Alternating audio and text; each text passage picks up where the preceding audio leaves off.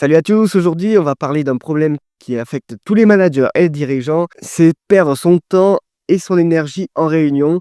Chaque semaine on perd des dizaines d'heures à cause de ces réunions non productives qui ne permettent pas d'avancer, qui mobilisent le temps de différentes personnes et différentes équipes et qui sont donc à limiter au maximum. Allez, on attaque tout de suite cette présentation faite dans le cadre de mon coaching de groupe que je fais chaque semaine. Alors n'hésite pas à le rejoindre si tu es intéressé, tu auras le lien en description. Et d'abord, si tu aimes ce contenu, n'hésite pas à le partager aux personnes qui en auraient besoin et à t'abonner et à activer la cloche. Aujourd'hui, on parle de la maladie qui affecte le plus les managers et les dirigeants, c'est la réunionite aiguë. On la retrouve dans toutes les entreprises et c'est un virus silencieux qui plombe la performance du manager. Aujourd'hui, je vous présente donc mes astuces secrètes pour ne plus subir mes réunions. Les réunions, c'est l'art de perdre son temps, mais c'est aussi l'art de pouvoir le reprendre. Voici donc ma première astuce pour gérer efficacement mes réunions. La plus importante peut-être, c'est de remplacer les réunions par un email ou un appel de 5 minutes. Souvent, la majorité des réunions peuvent être résumées en 5 lignes écrites ou par un simple appel. Ça permet de gagner de 30 à 60 minutes pour chaque réunion évitée, multipliée par le nombre de personnes. Et ça encourage les commentaires asynchrones, notamment avec les emails. Comment mettre en place efficacement ce conseil? Il suffit d'instaurer un canal avec une update hebdomadaire, par exemple, dans Slack ou dans Notion. On peut aussi partager chaque début de semaine, le lundi, un mini rapport avec les résultats, les problèmes et les actions à faire. Mon deuxième conseil, c'est d'inviter uniquement les personnes utiles à la réunion. Trop de participants implique une passivité importante de beaucoup d'entre eux et des décisions qui y sont ralenties. Les personnes non concernées viennent à s'ennuyer, commencent à faire du multitâche et polluent l'énergie du groupe. Le fait de n'inviter que les personnes utiles permet de réduire drastiquement le coût réel, car le nombre de personnes multiplié par le temps passé, multiplié par le taux horaire de chacun, a un coût exorbitant qui se cumule au fur et à mesure des réunions inutiles. Pour cela, on va mettre en place la règle, si tu n'as rien à décider ni exécuter, tu ne viens pas à la réunion. C'est aussi simple que ça. On va mentionner dans l'invitation la raison de la présence de chacun. Ça permet de s'assurer que chaque personne qu'on invite est utile. Et on partagera le compte-rendu aux non-invités si besoin. Ensuite, une des méthodes importantes, c'est de fixer un objectif clair. Il faut éviter une discussion floue et inefficace, éviter les dérives et recentrer les discussions de la réunion. Avoir un objectif clair a aussi une autre raison, c'est qu'il permet de savoir si la réunion a été utile, de comparer le résultat attendu en amont avec la sortie de la réunion. Pour cela, on va noter l'objectif de chaque réunion dans l'invitation du calendrier, avec des verbes d'action par exemple. Prendre une décision sur tel client. Finaliser le dossier. Si tu es un jour invité à une réunion sans objectif, refuse-la ou annule-la tout simplement. Une fois qu'on a notre objectif clair, il faut un ordre du jour clairement défini et cadré. Pourquoi? Ça permet de rester focus et d'avancer vite, point par point. Ça évite les digressions et les hors-sujets et ça donne un rythme clair à la réunion. Donc ce qu'on fera, c'est que en amont de la réunion, on partagera le plan avec les 3 à 5 points à traiter. Et chaque point aura son propre objectif. Avant de passer à la suite, je vais vous présenter les quelques astuces qu'utilise Jeff Bezos au quotidien. La première, c'est pas de PowerPoint. Il utilise des mémos de 6 pages avec des vraies phrases complètes, pas de bullet point. L'idée, c'est d'avoir une réflexion complète avec une retranscription fidèle de ce qui est demandé ou ce qui est attendu. Le début de la réunion, les 15 à 30 premières minutes, sont consacrées à la lecture silencieuse du mémo.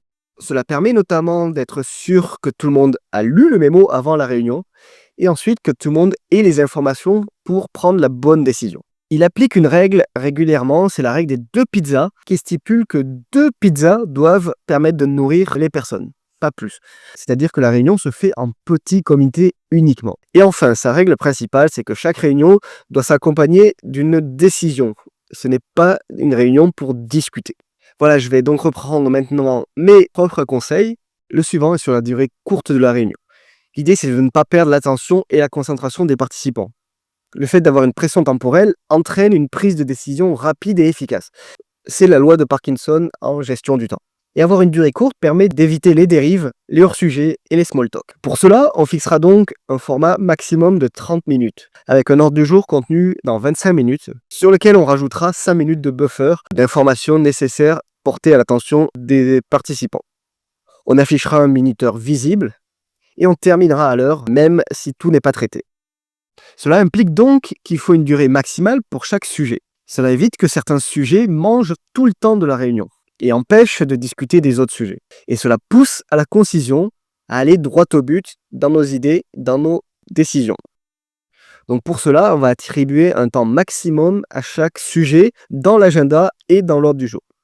On va nommer un timekeeper qui annoncera le temps restant à chaque participant.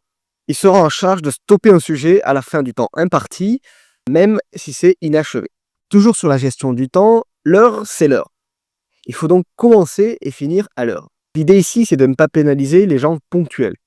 Ça envoie un message fort sur la rigueur et la productivité que l'on veut dans notre entreprise. Ça crée une nouvelle norme de respect du temps des autres. Ça permet de limiter les coûts financiers en s'assurant qu'on ne déborde pas avec des personnes qui restent dans la réunion, qui ont un coût horaire élevé. Donc voici ce que je recommande de faire, c'est de démarrer à l'heure, même s'il n'y a que 2 personnes sur 5 ou 6, ou sinon d'annuler tout simplement. On n'est pas là pour faire perdre du temps aux personnes engagées. De même, on va instaurer une règle qui est que les absents rattraperont par le compte-rendu. On ne répétera pas ce qui a été discuté dans la réunion, on répétera seulement les actions à faire. À l'heure où on est ultra connecté, il est important de supprimer les distractions et les notifications. En effet, les notifications entraînent une fragmentation de l'attention. Avec plus de focus, on a plus de temps de réflexion active. Supprimer les distractions permet aussi plus d'implication de la part des participants lors de la réunion. Pour cela, on sacralisera et on mettra en place un rituel. On demandera le mode avion ou ne pas déranger à tout le monde. C'est obligatoire. Et on demande évidemment que tous les laptops soient fermés, sauf celui qui prendra des notes et qui sera visible de tous. Avant de passer à la suite, je vais vous présenter les concepts d'Elon Musk pour limiter les pertes de temps en réunion. Certaines d'entre elles sont assez radicales, vous le verrez. Donc la première, c'est d'utiliser un canal le plus court possible. L'idée, c'est de remplacer les mails par la communication directe. Ça peut être Slack, WhatsApp, un appel ou un message vocal. Le deuxième sera de ne pas utiliser de jargon ou d'acronyme. On expliquera ou on remplacera tous les termes flous dans la réunion, afin que tout le monde puisse comprendre facilement le contenu de la réunion. En 3, on réduira la fréquence des réunions au fur et à mesure que le problème se résout. Ça ne sert à rien de garder des discussions sur un sujet s'il est résolu. En 4, et celle-ci peut paraître assez extrême, mais très très efficace, si tu ne sers à rien dans la réunion, tu pars sans justification. Tu ne restes pas dans un endroit où tu perds ton temps et où tu ne sers à rien. Ton temps sera beaucoup plus utile sur ton propre travail. Et en 5, on va supprimer les réunions récurrentes inutiles. Souvent, par habitude, on garde des réunions qui se transforment en petites discussions, se raconter comment on a passé son week-end, etc. Ce n'est pas le but d'une réunion. Donc les réunions récurrentes et inutiles, on les supprime tout simplement. Revenons donc à mes astuces concernant les réunions. Le suivant est de finir chaque point par une action concrète. Sans action, la réunion est juste un échange vide, une petite discussion. Définir un point pour chaque point de la réunion augmente l'engagement post-réunion. Et ça permet de créer une traçabilité des décisions et une responsabilité sur celles-ci. Donc on utilisera un tableau live, qui, quoi, quand. Chaque décision finale sera répétée à voix haute et on la notera pour que chacun puisse bien l'imprégner. Et on terminera la réunion par un tour des engagements de chacun, pour être sûr que chacun soit à la même page. Enfin, on conclura avec un récapitulatif. On fixera les responsabilités dès la fin. Ça permet moins d'oubli et plus d'action. Ça réduit le flou post-réunion et ça montre un vrai leadership opérationnel. Donc pour cela, on répétera oralement le plan d'action avec les noms, les dates et les livrables notamment. On enverra le récap dans l'heure qui suit la réunion. Et une fois la réunion finie, on intégrera directement les tâches dans notre outil de gestion de temps ou de gestion de projet, ClickUp, Asana, Notion par exemple. Et enfin, la dernière astuce que je peux vous partager, c'est d'utiliser un assistant IA, d'intelligence artificielle, qui vous permettra de faire le résumé, le transcript, de garder des traces de la réunion et qui sera utile pour les personnes qui étaient absentes, qui étaient non conviées, mais dont l'info est importante pour eux. Tu peux utiliser Phasm NoteTaker ou Sambly par exemple, qui sont des assistants IA. Ce sont des outils qui se joignent à une visio, mais on peut tout à fait rajouter un agent visio dans une réunion physique. Et il fera le transcript de toutes les personnes dans la salle. Ces agents enverront automatiquement aux participants de la visio le récap et la vidéo de la réunion. J'utilise personnellement Phasm NoteTaker Et ce qui est intéressant, c'est qu'on peut lui poser des questions aussi sur la réunion. Comme il a toute la transcription écrite, il est capable de lire et comprendre ce qui s'est dit dans la réunion et donc extraire les données dont on a besoin. Voilà, j'espère que ça t'évitera de perdre du temps avec tes réunions. Si tu veux récupérer des heures chaque semaine, applique ces astuces, prends-en 3 ou 4 déjà et commence avec ça. Et évidemment, si tu aimes ce contenu, pense à t'abonner et à transférer la vidéo aux personnes qui en ont besoin. Allez, ciao, à bientôt.